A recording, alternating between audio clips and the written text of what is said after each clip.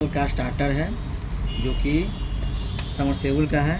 ये आपका 16 एम्पियर का इसमें कॉन्टैक्टर का इस्तेमाल होगा। सबसे पहले पार्ट्स के बारे में जानेंगे कि इसमें सबसे मेन इसका एक कॉन्टैक्टर होता है। कॉन्टैक्टर का काम होता है लाइन को आउटपुट कराना, इनपुट जो देते हैं उसको आउटपुट कराना। इसमें आपका एक वोल्ट मीटर इस्तेमाल होगा जो वोल्टेज बताता है कि आपका 300 वोल्ट तक है, क्योंकि ये सिंगल फेज सप्लाई का है। अगर ये 440 का रहेगा तो ये 500 रीडिंग 550 इसका मैक्सिमम वैल्यू रहेगा। इसके बाद यहाँ पर ये एम्पियर मीटर है जो ये दर्शाता है कि आपका मोटर कितना करंट खपत कर रहा है। ठीक है,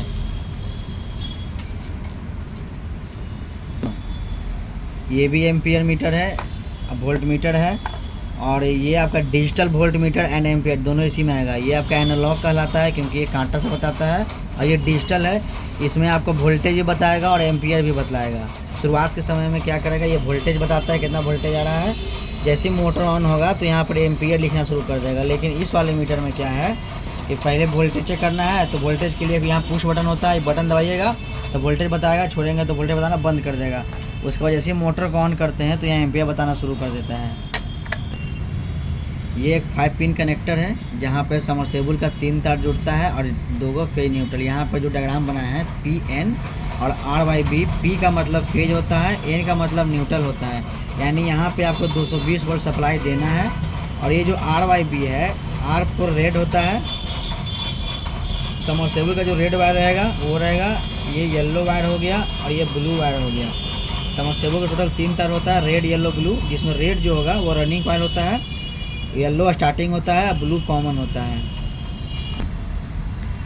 स्टार्टर में आपका 2 कंडेंसर इस्तेमाल होता है, एक रनिंग कंडेंसर और एक स्टार्टिंग कंडेंसर। यहाँ पर एक कंडेंसर बना है जिसका वैल्यू 100 से 120 MFD का है, और ये वैल्यू जो है वो 50 MFD का है। अब इस कंडेंसर में पहचानेंगे कि कौन रनिंग है कौन स्टार्टिंग है।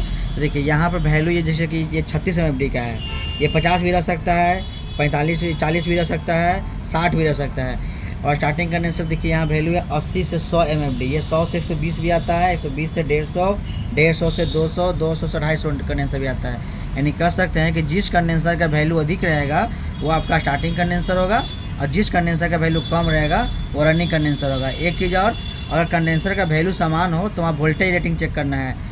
आपका स्टार्टिंग कंडेंसर का जो वैल्यू होता है वो 230 वोल्ट होता है मैक्सिमम वोल्टेज, और जो रनिंग कंडेंसर होता है वो 440 तक होता है, 440 वोल्ट तक होता है। तो वोल्टेज से अगर तुलना करते हैं तो रनिंग कंडेंसर का वोल्टेज अधिक होता है और स्टार्टिंग कंडेंसर का वोल्टेज कम होता है।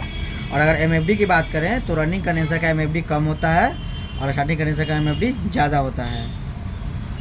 फिर इसमें यूज होगा आपका 2 स्विच होता है, एक ऑफ स्विच एक ऑन स्विच। ऑफ स्विच का क्या है कि दबाने पर मोटर को बंद कर देता है, और ये ऑन स्विच क्या है कि दबाने पर मोटर को ये चालू करता है। जिसमें टोटल 4 पॉइंट होते हैं, इसमें टोटल आपका 2 पॉइंट होते हैं। ये MCB है। MCB दिया जाता है कि मोटर में ओवरलोडेड हो, जैसे ये आपका लगाया हुआ है 20 एम्पियर का, यहाँ पे आपको 16 एम्पियर का इस्तेमाल करना है। अगर ये एम्पियर ज़्यादा लेता है तो मोटर ट्रिप कर जाता है। मोटर प्रोडक्शन के लिए लगाया गया है। इसमें क्या होता है, 2 पॉइंट होता है, एक होता है इनपुट, एक होता है आउटपुट। ये जो लाइन देख रहे हैं वो निचला सिरा होता है, इसमें इनपुट देना है, और लोड जो है ये आपका आउटपुट सिरा हो गया।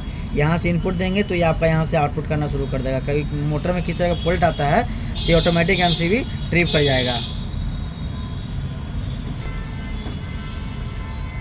ये 2 इंडिकेटर है, एक पावर ऑन इंडिकेटर है, एक मोटर ऑन इंडिकेटर है। कहीं कहीं आपको सिंगल ही मिलेगा, या तो वो मोटर ऑन भी हो सकता है या पावर ऑन भी हो सकता है, लेकिन आपको हम दोनों बता रहे हैं, पावर ऑन भी मोटर ऑन भी। दोनों का अंतर इतना ही है।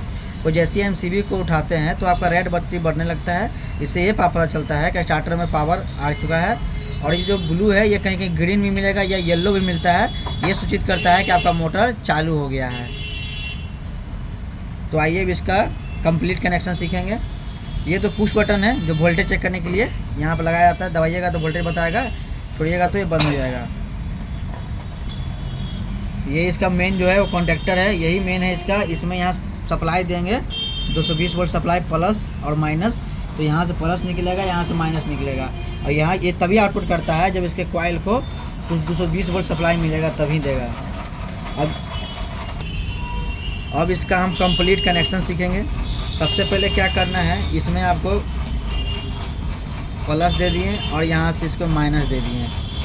सबसे पहले जो फेज होता है वो आपका MCB में इनपुट करना है। MCB में प्लस जाएगा।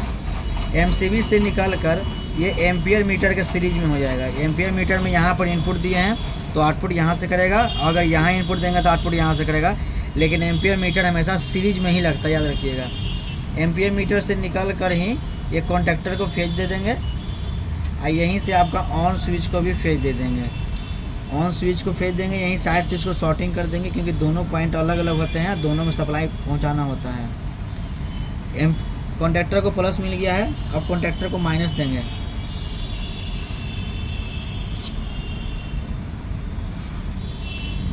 $220 वोल्ट सप्लाई कॉन्टैक्टर को मिल चुका है। यहीं से क्या करना है कि कॉइल को माइनस दे देंगे। अब जो प्लस देना है वो ऑन स्विच से होते हुए आएगा। ये 2 पॉइंट निकलते हैं, ये चला गया यहाँ से ऑफ स्विच में, और ऑफ स्विच से होते हुए ये आपके कॉइल को प्लस मिल जाएगा।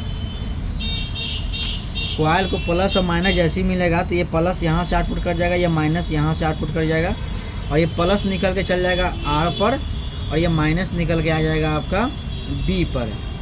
अब यहाँ कंडेंसर की बात करें तो ये स्टार्टिंग स्विच का एक पॉइंट जो बचेगा ये चला जाएगा आपका, यहाँ पे 2 कैपेसिटर, एक स्टार्टिंग कैपेसिटर एक रनिंग कैपेसिटर है, तो जब भी जाएगा तो स्टार्टिंग कैपेसिटर में ही जाएगा।